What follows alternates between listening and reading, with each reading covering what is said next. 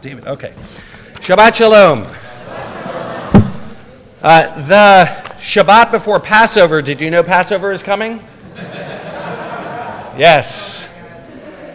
The Shabbat before Passover, by the way, the custom was for the rabbi to give a 1-hour minimum Devar Torah, going over all of the laws of Passover.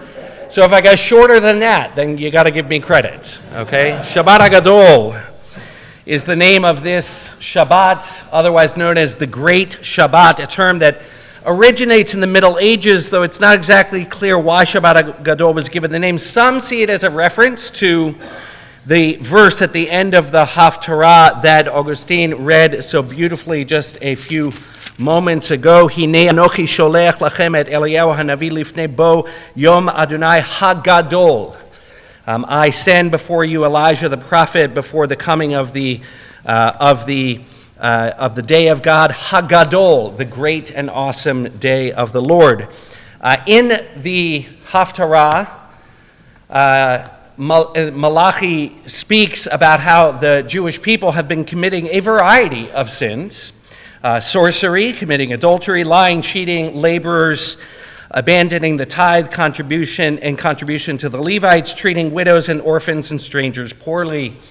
Malachi imagines the people standing back to back with God, wondering how they could ever face God again. And God reminds them that if they turn back towards God, then God will turn back towards them and give them bountiful rewards. Malachi notices in the Haftarah that the people have become skeptical of the concept of divine reward and punishment. They've been behaving badly. And they've seen that if you behave badly, then it actually can achieve wealth and prosperity. And so they no longer fear this retribution. And Malachi adamantly points out that a day will come when God will mete out appropriate punishments and rewards for everyone. That day is described with language of heat and fire, as Malachi portrays those who are evil as being consumed. For lo, that day is at hand, burning like an oven. All the arrogant and all the doers of evil shall be straw. And meanwhile, those who have been doing good will be healed, and they will have all that they need like stall-fed calves. The Haftarah closes with this verse that I read, Hinei anochi sholech lachem, I'm sending before you Elijah the prophet before the great and dreadful day of the Lord. And what will Elijah do on that great and awesome day?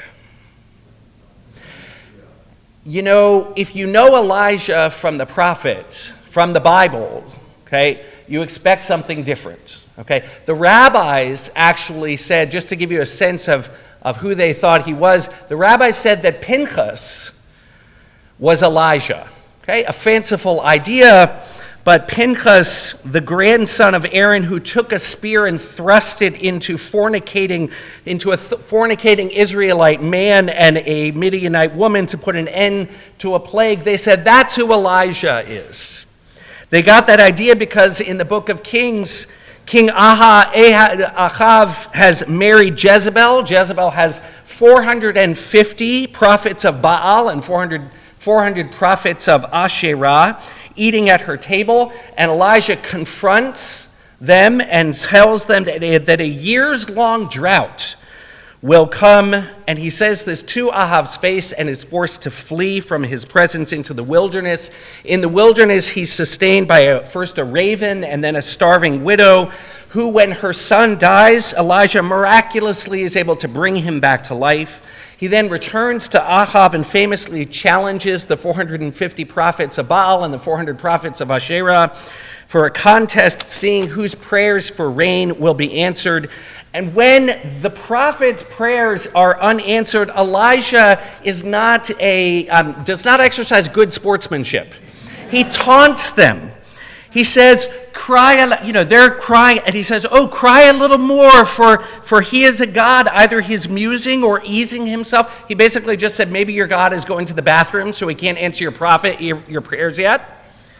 Or maybe your God is on a journey, or maybe he's sleeping or must be awakened, and they cried, the book of Kings tells us, aloud, and cut themselves after their manner with knives and lances till the blood gushed out upon them. So these prophets are going crazy and nothing is working. And when they fail, Elijah repairs God's altar, tells the people to get a sacrifice together, and then, just to make the point, tells them, soak it 3 times in water. Okay? So it's really, really hard to burn and to consume. And we read, the fire of the Lord fell and consumed the burnt sacrifice, the wood pile, the stones, the dust, and licked up the water that was in the trench, after which Elijah, always the good sport, tells the people that they should go and slaughter all of the prophets who he was going against.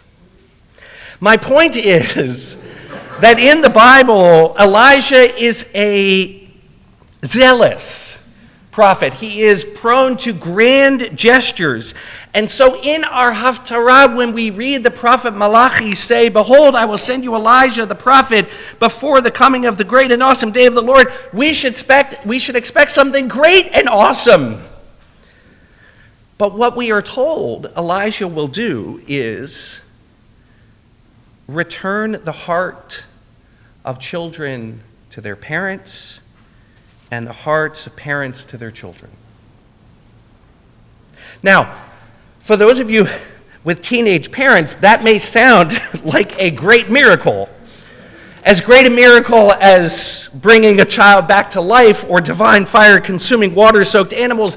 But my point is that the zealous miracle-working prophet Elijah, according to Malachi, begins actually with something that is very small and intimate, or seems small but is actually very great.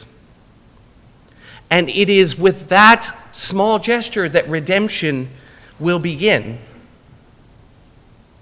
And I mention this on this particular Shabbat Hagadol because the question of whether we can return our hearts to one another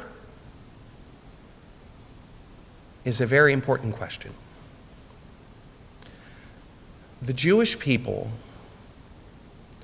face, I think, one of the most perilous moments in our history at this today. The threat hanging over Israel is not missiles from Gaza or Hezbollah in the north or a nuclear Iran, though those threats loom on the wilderness, on the horizon. The threat that we face is from within. There are people who estimate that last week 600,000 people protested in Israel, among them Eric. He has a bracelet. Among them Sophia visiting. If that's true, that's 7% of the population, the equivalent of 24 million Americans marching in protest. A huge, huge number. On the eve of the 75th anniversary of its founding, the state of Israel is gripped in a moment of historic turmoil and national division, and the presence in Israel's government of racists and homophobes and criminals threatens to create an irreparable rift between Israel and most of the American Jewish community. And everything right now depends on the question, can we learn to speak with each other? Can we learn to love each other again? In a Zoom call that I had with the public intellectual Micha Goodman in Israel, he did with our Hartman cohort, he said, look, you can take a side on one way or another. It's very clear which side I would be on if I was there. But what American Jews in that respect may not move the meter so much, but what may be the most important thing we can do is urge that Israelis learn to talk with each other, to negotiate, to compromise for the sake of not only the state of Israel, but the Jewish people. As Passover approaches, I will remind you of a teaching of our teacher, of our teacher's teacher. Rabbi Sager studied with Rabbi David Hartman. Rabbi David Hartman pointed out many times, before we got the Torah, we came out of Egypt together. Before we were a religion, we were a people. And our ability to talk with and even love people who are different than we are is the soil in which the seeds of our faith in God can grow. And right now, the success of the conversations taking place at President Herzog's house feels like an even greater miracle than returning the hearts of parents to their children and the hearts of children to their parents. I will also say, on a less grand note, but even still very important, we are all, God willing, going to sit around the Seder table with families. And Rabbi Harold Kushner once wrote, ask the average person which is more important, making money or being devoted to family, and everybody's going to answer without hesitation, family, but watch how we actually live and see where you invest your time, and it's not necessarily the case. He says, how often have we poured out our anger on those closest to us because we had a hard day at work? How often have we sat at the dinner table with our iPhones or are otherwise distracted, missing the urgency of the person who is sitting with us, who needs and wants our attention and our full selves? That last verse I mentioned, Hinei Anochi Sholech Lechem, the other one, Veheshiv Lev Avot Al Banim, I will restore the heart of parents to their children. It says Al Banim, Veheshiv Lev Banim Al Avotam. Al is a little weird. It's quite a little awkward syntax. The preposition may mean I will restore the hearts of children along with their parents. That's one possible reading. But Rashi says it means by way of, which offers us the possibility that what the verse is saying is, I will restore, that the final redemption will only come when the hearts of parents are returned to God by way of children. And the hearts of children are restored to God only by way of parents, meaning we can't skip over each other on the way to God or on the way to some greater redemption, that everything will begin when we give of our best selves to each other.